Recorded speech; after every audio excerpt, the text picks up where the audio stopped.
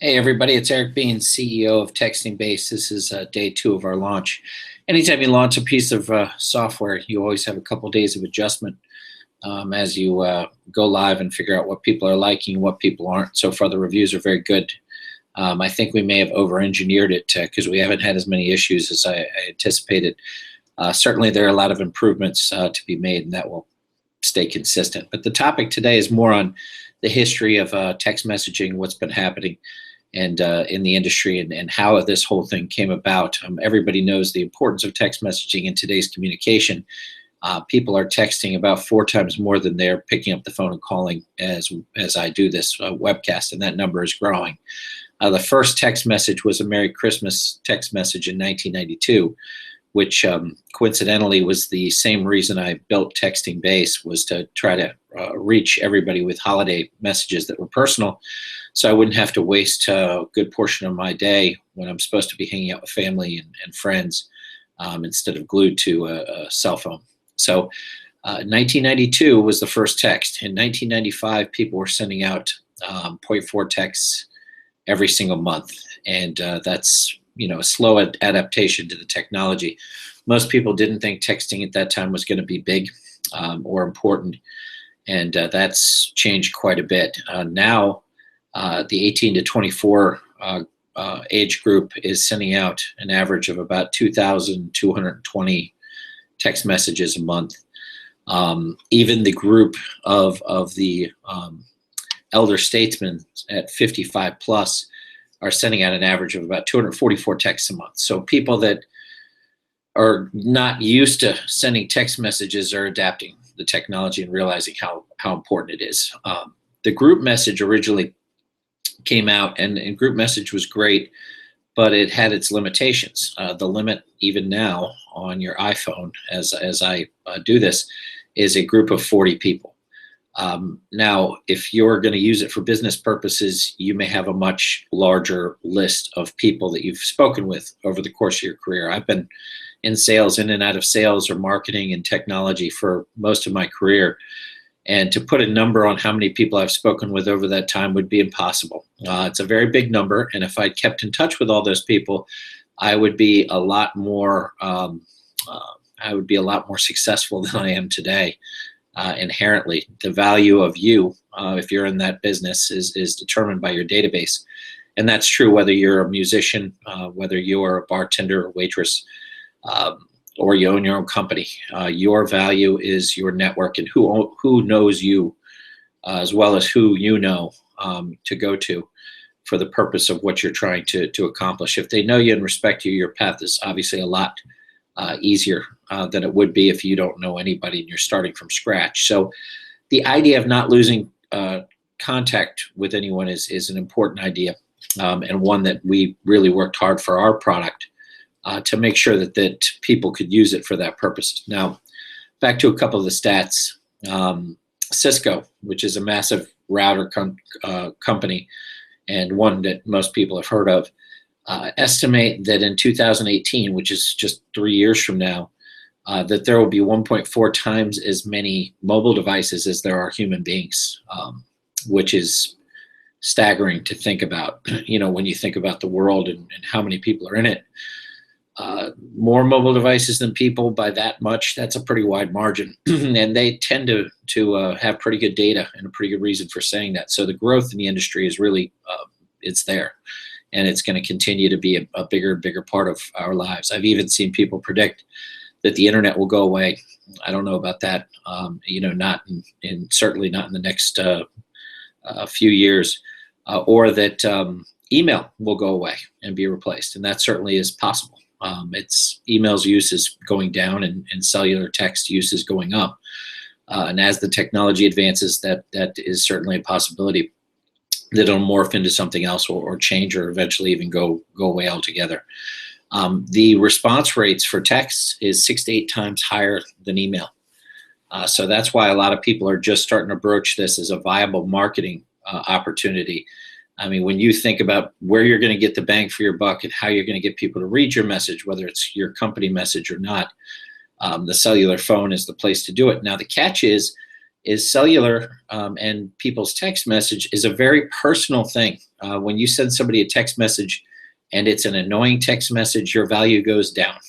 When you send somebody a text message that's a personal message, your value goes up, assuming that, it's not with a string attached or there isn't some strange history going on there between you and the person. But that's a general statement, a general rule. So the real way to use text message marketing is to make sure that you're reaching people in a I'm selling you something way, and reach them in a personal way. Reach out to them on holidays, reach out to them on birthdays, and reach out to them for referrals if they're your customer, or with new things that may be able to help them. But don't reach out to them every day and try to sell them something. It's just going to make them annoyed with you, and you're not going to be somebody that they want to deal with. So nobody dislikes getting a happy birthday message. Nobody is going to be upset if at 1 o'clock in the afternoon on New Year's, they receive a message from somebody who sold them a product or even tried to sell them a product and didn't get the business, a Happy New Year's message. The good thing about that is not only does it make you look better, it puts in their head that you're still around and that I remember that guy, he was selling me this. The reason that's valuable is you never know when they're going to be looking for whatever you're selling, and your timing might be right. Or they may have just spoken with somebody who could use your services. Or in the next couple of weeks, they may come across somebody who is looking for exactly what you do. And now they're like, I know a guy. So everyone likes to know a guy. I know lots of people that do all sorts of things, fix tires, change windows. And I love it when I can refer a friend to somebody else I like, because I know they're going to do a good job. So people like that. And if you build your reputation up with your contacts, you can really have a great referral source and referral network from just keeping in touch with the people that you've spoken with throughout the course of your life. Couple other stats. 91% of adults have a cellular phone within arm's reach at any given time in the United States. That's a pretty high number. I don't answer. I've got rid of my landline a long time ago. And cellular phone is never more than 5 feet away from me unless I've somehow misplaced it. So if you want to reach people, that's the place to do it. 19% of mobile users click through URLs on text compared to 4.2% with emails. So 1 out of 5, essentially, if you send them a URL for your fundraising effort, for your product, to show them an article, to show them a video, 1 out of 5 is going to click through that and watch or read the basics of what you sent. That's a pretty high number, pretty effective, compared to 4.2% for email, which is still a decent number. But I'd rather have 19 out of 100 than 4 out of 100 for the effectiveness of the product. 90% of all text messages are opened within 3 minutes. So not only are you reaching them, not only are they being read, you're getting them quickly. So if you have mission critical information that needs to go out quickly, say it's during a debate and your candidate is going against somebody who just said something ridiculous, and you want to reach out and emphasize how wrong or ridiculous that statement is, and you have the ability to do it, you're going to hit that and drive that point home very quickly so that they don't forget it, and that can often be a very powerful tool. SMS coupons are 10 times more likely to be reimbursed than paper coupons. I believe this too, because I don't want to bring paper coupons anywhere, even if it's something free. There's just something cumbersome about it. I've been waiting for coupons to be digital for a long, long time. So 10 times more likely for me, it's 100 times more likely. But for a regular consumer, I can see that being the case as well. So if you're a business owner and you're trying to really reach people and you want to be able to entice them into your business and your establishment to try to get that repeat business, that's a good way to do it. And you're better off doing that than mailing a coupon significantly, even though it's also a lot less expensive than putting something in the mail.